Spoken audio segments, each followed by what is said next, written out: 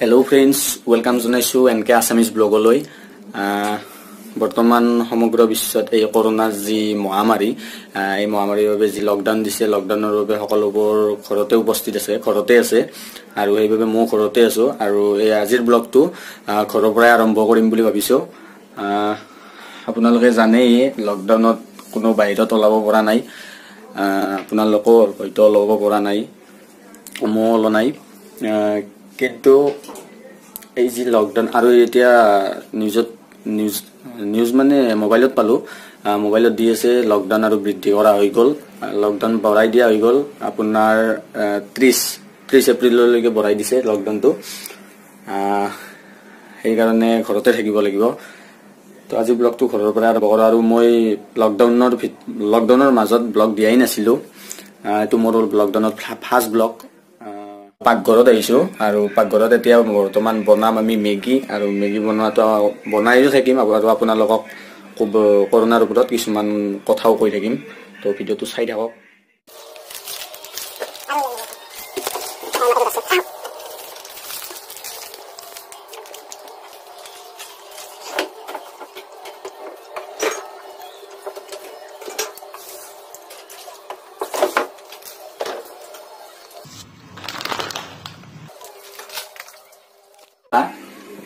টুৱেল পিয়াজ আৰু এই চাৰিডাল পিন আসলতে মোৰ মেগী বনোৱা ষ্টাইলটো অলপমান বেলেগ আপোনালোকে কেনে মেগী বনাই কমেন্ট কৰি জনাব এতিয়া বস্তুখিনি কুটি লও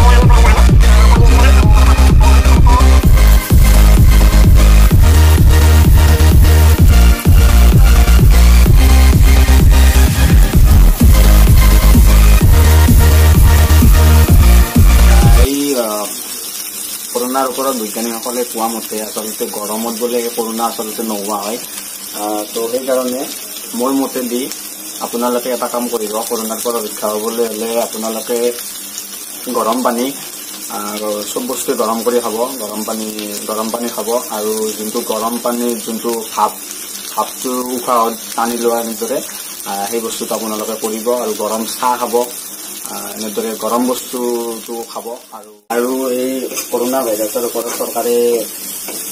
চৰকাৰে কৈছে যে যোনবিলাকে চাকৰি কৰে সেইবিলাকৰ আচলতে দৰমহাটো 10% না 10% কাটি দিম বুলি ভাবিছিল কিন্তু এদিনৰ দৰমহাটো আচলতে চৰকাৰী চাকৰিয়াল বিলাকৰ একদিনৰ দৰমহাটো কাটি দিম বুলি ভাবিছিল কিন্তু এতিয়া আৰু কৈছে যে এদিনা দৰমহাটো নেকাটে আৰু তেওঁলোকে যি দৰমহা পায় আৰু সেই দৰমহাৰে 5জন দুখীয়া পৰিয়ালক সহায় কৰিব কৈছে আৰু এই হিচাপত বহুতে কৰিছেও সহায় দুখীয়া পৰিয়ালবিলাকক কৰিছে কিন্তু সেইবিলাকক সহায় কৰোতে তেওঁলোকে ফেচবুকত ফটো মাৰি দিছে আসলতে এইটো আচলতে ফটো মাৰি দিয়া বস্তু নহয় আসলতে তেওঁলোক দুখীয়াহে ভিক্ষাৰী নহয় সেইকাৰণে সকলে এইটো কাম কৰিব নালাগিছিল আৰু যিবিলাকে এতিয়ালৈকেও দিয়া নাই সেইবিলাকো যেন দুখীয়া পৰিয়ালবিলাকক দিয়ে সেইবিলাকক দিয়ে আৰু সেইবিলাকে যেন ফটো যি মুঠতে দিয়ে আৰু সেইবিলাকৰ যাতে ফটো ফেচবুকত আপলোড নকৰে।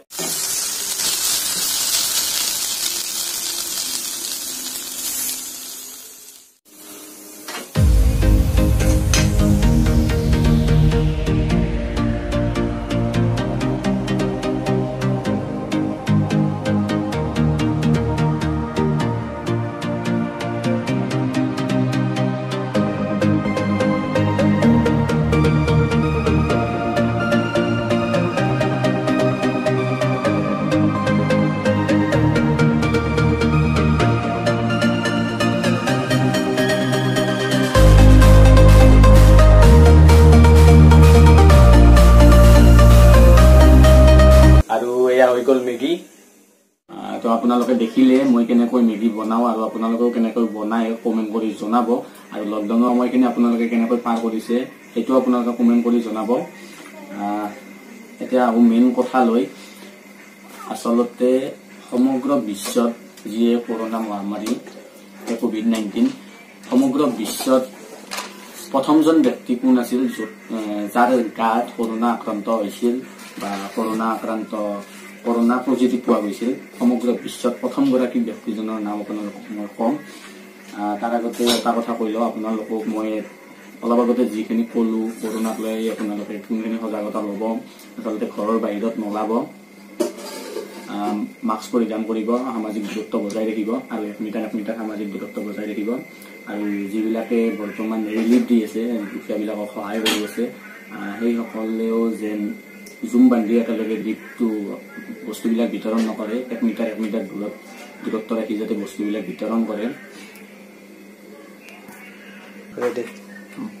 আৰু এই 1 মিটাৰ দূৰত ৰাখি পেলাই বস্তুবিলাক বিতৰণ কৰক। আৰু আপোনালোকক ৰিকুৱেষ্ট কৰি কৈছো মই, কোনোদিন দুখীয়া যিবিলাক আপোনালোকে দুখীয়াবিলাকক বিতৰণ কৰি আছে সেইবিলাকৰ যাতে ফটো মাৰি ফেচবুকত আপলোড নকৰে, কাৰণ তেওঁলোক দুখীয়াই ভিখাৰী নহয় আচলতে, সেইটো আপোনালোকে মন কৰিব। আৰু আপোনালোকক অলপ আগতে ক'লোৱে, আপোনালোকে গৰম বস্তুবিলাক বেছিকৈ ইউজ কৰিব, গৰম পানী খাব, চাহ খাব, গৰম চাহ। আৰু লগতে আপোনালোকে এটা কাম কৰিব, গৰম পানী যিটো ভাপ এখন কাপোৰ ওপৰত দি পেলাই ভাপটো টানি নিব আৰু সেইবিলাক কৰিব। আচলতে চীন, ইৰাণ সেইবিলাক দেশতো এনেকুৱা এই চিষ্টেমটো তেওঁলোকেও কৰি আছে আৰু আমিও কৰাটো বহুত দৰকাৰ, কাৰণ বিজ্ঞানীসকলে কোৱা মতে কৰোনাটো গৰমত নাথাকে, ধ্বংস হৈ যায়। আৰু তেনেকৈ কৰিলে এইটো কৰোনা নাহিবও পাৰে। মই সেইটোও কোৱা নাই যে নাহিবই, সেইটোও কোৱা নাই, কাৰণ নাহিবও পাৰে আৰু আপোনালোকে সেইটো কৰিব পাৰে। আৰু আপোনালোকক এতিয়া কম মই, বৰ্তমান সমগ্ৰ বিশ্বত প্ৰথমগৰাকী কৰোনাত আক্ৰান্ত হৈছিল